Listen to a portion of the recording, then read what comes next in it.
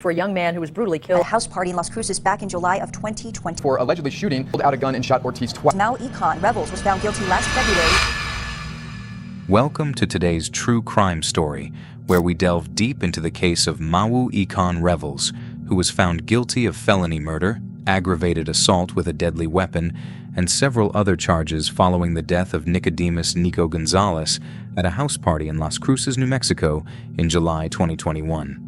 Las Cruces police responded to reports of a disrupt tive house party at the intersection of Chaparro and Jett streets. According to authorities, a fight broke out when 18-year-old Mawu Revels and Isaiah Taylor physically attacked the victim and two others.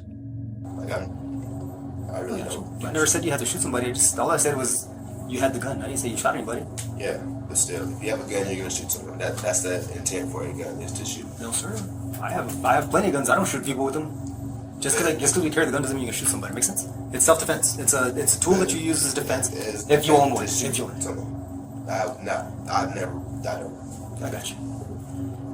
Gonzales tried to pull his friends away at the onset of the fight upon noticing that Revels and Taylor had armed themselves with pistols equipped with laser sights. Mawu's trial began where a direct connection was found between him and a 9mm ammunition box, a laser. As the group attempted to flee, police reported that gunshots were fired. What started as a typical gathering of friends quickly spiraled into a senseless act of violence that has left one life lost and another forever changed. This tragedy unfolded in the blink of an eye, and it has left the community and the victim's family devastated. The party that changed everything. Las Cruces, New Mexico, is known for its small-town charm, but like many places, it too has seen its share of heart-wrenching events. In July of 2021, a seemingly normal summer evening would soon turn deadly when a house party hosted by a group of young adults took a tragic turn. Nicodemus Nico Gonzales was a 23-year-old from Las Cruces who attended the party with friends. He was described by those who knew him as a kind and charismatic individual. His family and friends recall a young man with a promising future, full of potential, and a love for life. Little did they know that his life would be tragically cut short in a matter of hours. Mawu Ekon Revels was another attendee at the party. Revels had been known to be hot-headed and unpredictable, with a history of confrontations that had raised concerns in the past. While no one could have anticipated the events that would unfold, Revels' behavior at the party that night would eventually reveal a darker side. As the party continued, tensions began to rise. Witnesses later recalled that an argument broke out between Nico and Revels. Details of the disagreement are unclear, but some sources suggested that it involved a misunderstanding that quickly escalated. It's important to note that parties like these can sometimes become environments where emotions run high, and alcohol or other substances might only fuel the situation. What started as a verbal confrontation between Nico and Revels spiraled out of control. At some point, Revels reportedly grabbed a knife, a decision that would seal Nico's fate. Several witnesses claimed that Revels was the first to initiate physical violence. You and a couple of your people that were with you started jumping one of the gentlemen. That's what being said. Okay? And I'm just trying to see if that's clarified, if it's making sense, because there wasn't just one person that was saying this. Yes, that makes sir. sense. Yes, sir. In a violent and swift motion, he shot Nico multiple times. The party quickly descended into chaos, and frantic calls were made to 911. Law enforcement arrived to find a scene that no one would have expected. Nico, critically injured, was given immediate medical attention, but his wounds were too severe. He was later pronounced dead at the scene. Revels, who had attempted to flee, was apprehended by police shortly after the incident. With Revels in custody, the investigation began. Witnesses who were present at the party gave their accounts of the tragic event, but many questions remained. What exactly triggered the violence? Was it an accident? Or was it a deliberate act of aggression? As the evidence came to light, The prosecution built its case around the notion that Revels had acted recklessly, with full knowledge that his actions could lead to death. Mawu has admitted to attending the party and getting involved in a fight with another man. The detectives have gathered testimonies from several eyewitnesses who reported seeing him with a handgun, but none of them actually witnessed him firing the weapon. The detective had gathered all the information he could from the suspect, carefully piecing together the details of the situation. Now, with the key facts in place, it was time to confront Mawu directly about the shooting. The detective shifted his approach, moving from questioning to confrontation, intent on pressing Mawu on the actions that led to the fatal incident. With mounting evidence and a tense atmosphere, the detective knew it was crucial to push for confession, or at least a clearer understanding of what had truly happened that night.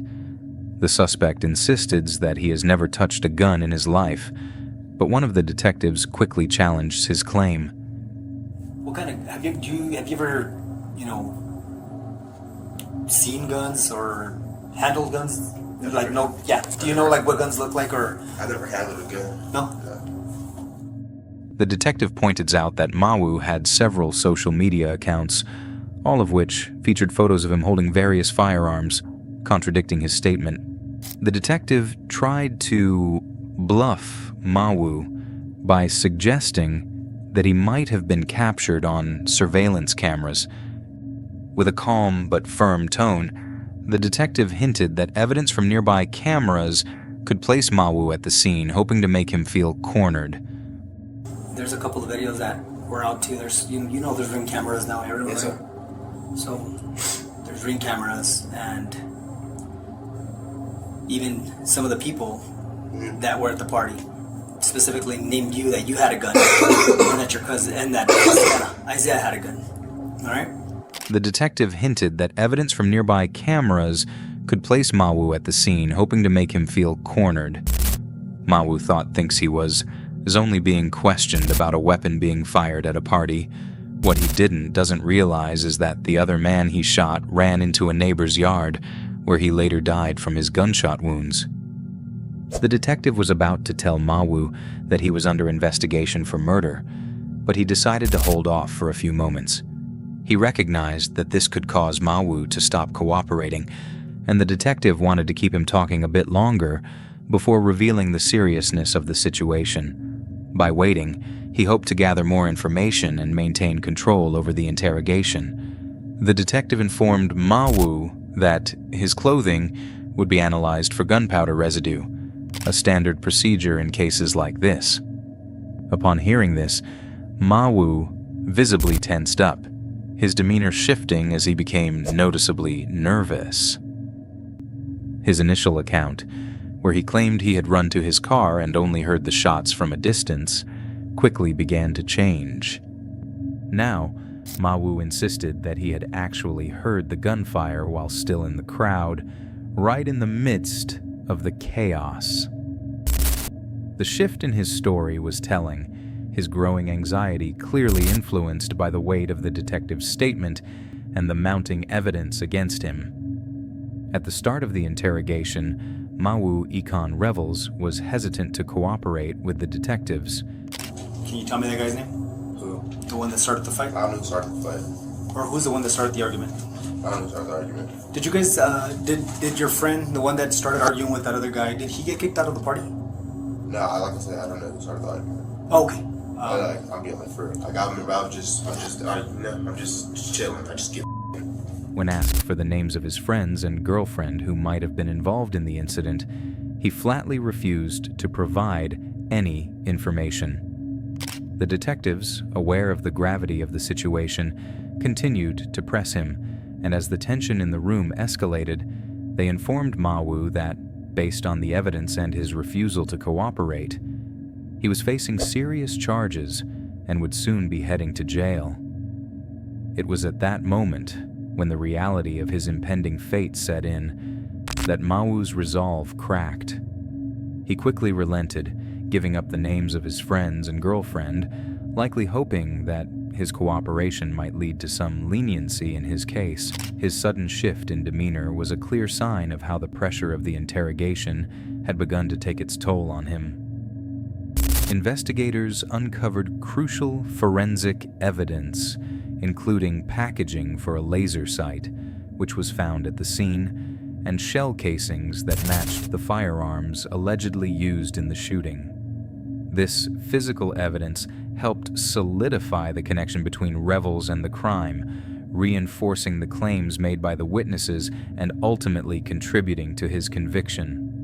Revels was found guilty on February 23, 2022, of killing Nicodemus Nico Gonzales.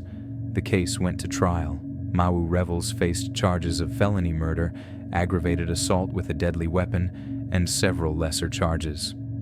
The prosecution argued that Revels' actions were premeditated and that he had escalated a minor dispute into deadly violence. They presented evidence that Revels had a history of aggressive behavior, which they believed contributed to the fatal outcome. The defense, however, painted a different picture. They argued that the shooting was a result of a heated argument gone too far and claimed that Revels did not intend to kill Gonzales.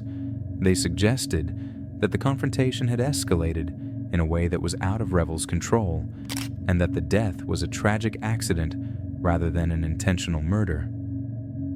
Guilty. Mawu Ekon Revels was convicted of felony murder, aggravated assault with a deadly weapon, and other charges. The conviction marked the end of a lengthy legal process, but for the Gonzales family, the pain of losing Nico was something that would never fully go away.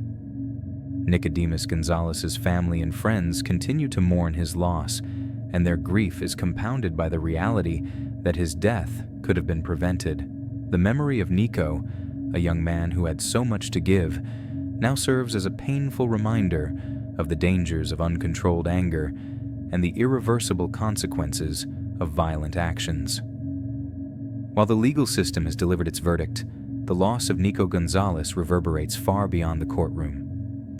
His family continues to fight for justice in their own way, trying to make sense of the senseless violence that took their loved one. The case also raises broader questions about anger, violence, and conflict resolution, issues that affect communities everywhere. Revels' conviction may have been a step toward justice, but no amount of punishment can bring back the life that was lost that night. This case is a tragic reminder of the fragile nature of life and the importance of choosing peace over violence, no matter the circumstance. Thank you for joining us today as we explored the heartbreaking story of Mawu Ekon Revels and the death of Nicodemus Gonzales.